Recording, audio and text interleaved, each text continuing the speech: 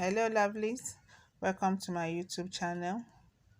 Today we'll be taking a look at how to make this beautiful and simple gown, but very lovely.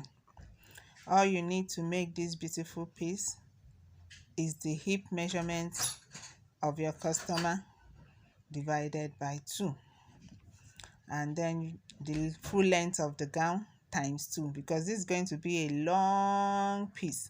It doesn't have joining at all. Just take a look at it. So we are going to cut the full length times 2, and then we cut the hip measurement into 2 and get the long piece. That's what we are going to make this beautiful gown. Just watch and enjoy. Just follow how I'm wearing it before we go straight into the tutorial on how to make it. Can you see how lovely the gown is? It's coming out. Wow. So like I said before, the gown doesn't have joining. It's the full length of the gown times 2. Then you cut out the long piece after you have measured the hip measurement of your customer divided by 2. That's what we are going to be using to cut out the material that we need to make this gown. Okay, let's go right into it.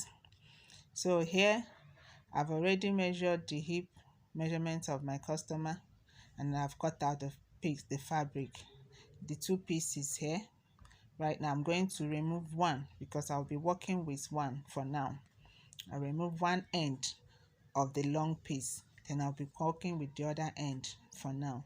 So I'm going to be folding this end into 2.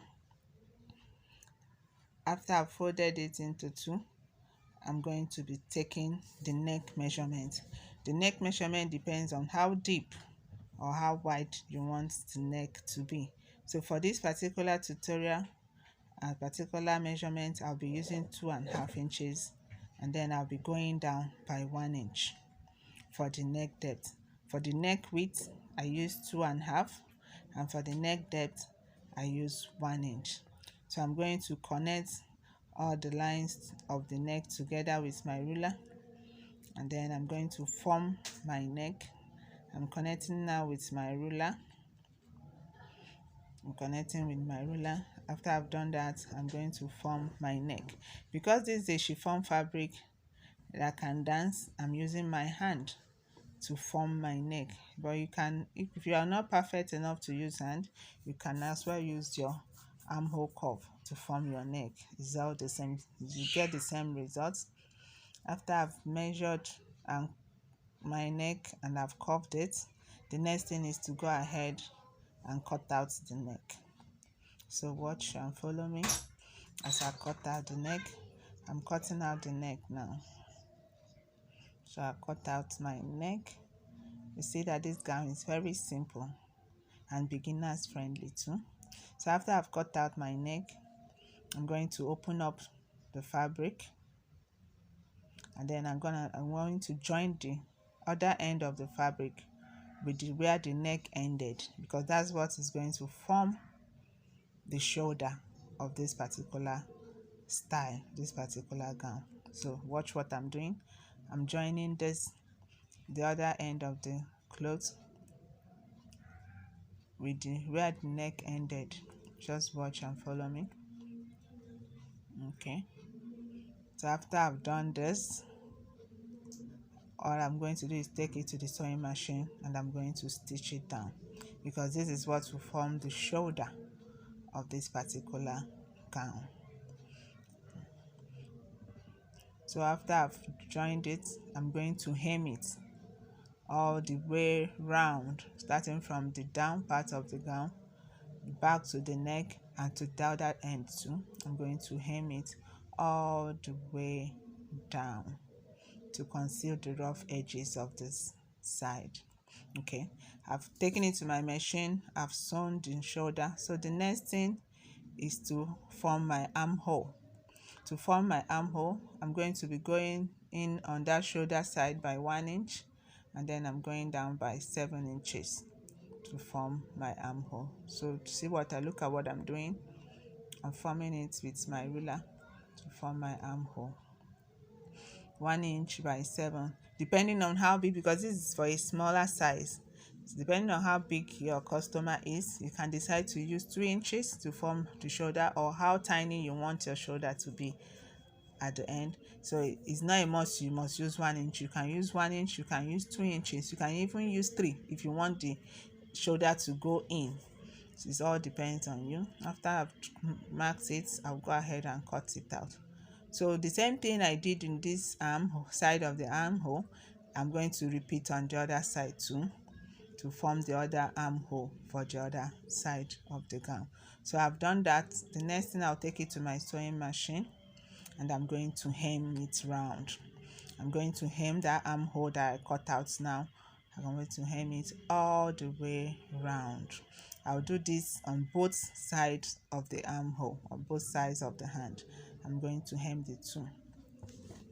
So follow me, just watch what I'm doing. So here, I'm done hemming the both hands. I've hemmed this side, I've poly hemmed the other side. So this is the outcome after hemming the two sides. So as you can see, neat and simple. So after we've done that, we are going to now take the other end of the fabric that we left. Remember, we've been working with only one end of the long fabric. So now we are going to work with the other end of the fabric. We are going to form a casing where our rope will pass through. So I've already formed the casing and I've done my rope already. So I'm going to be attaching my rope into the casing in order to form the ruffles. That ruffles that you see on the neck, and this is how it is formed. So after I've inserted the rope, I'm going to measure how long I want the rope to be at that end. So here I want it to be just 10 inches. So I will go ahead and mark that 10 inches. On the other side too, I'll form the ruffles of the neck. Just watch and see what I'm doing. I'm trying to gather it back to form the ruffles and the number of inches I want this neck, the ruffles, to be. So watch what I'm saying. For this particular measurement gown, I want it to be 11 inches. So I will measure to be sure if it's 11. If it's not, I'll go ahead and push it in the more until I have exactly what I want. So now, yes, I have my 11 inches on the next side. So I'll go ahead and secure it. I also check to make sure that my rope is 10 inches. Then I'm going to secure it on both ends. The essence of this is so that the neck will not increase more than the 11 inches that I want it to be. So I'll go ahead and secure it. I'll do this on this side. I'm also going to secure it on the other end. Then at the end of the day, I'll have my 10 inches rope long. Just see what I have after securing both ends. So the next thing is going to attach the rope that we have at the side of the cloth. So I'm going to be measuring the half length of the person, the half length of the customer that I'm making this particular gown for. For this customer, her half length is 14. So depending on the half length of the customer that you're sewing for, that's where you're going to mark to put your rope. So if your customer's half length is 15 inches, you mark 15. If it's 16, if it's 17, 18, depending on the half length. But for this particular gown, the half length I'm working with is 14. So that's where I'm going to be attaching the side rope on 14. So I'm going to mark it down and I'm going to attach my rope on that 14. I'll do this on both sides of the gown. So the next thing now is to go ahead and embellish it. So I'll be using these trimmings to embellish it. I will embellish the neck and I'll also use it to embellish the side. And our gown is ready.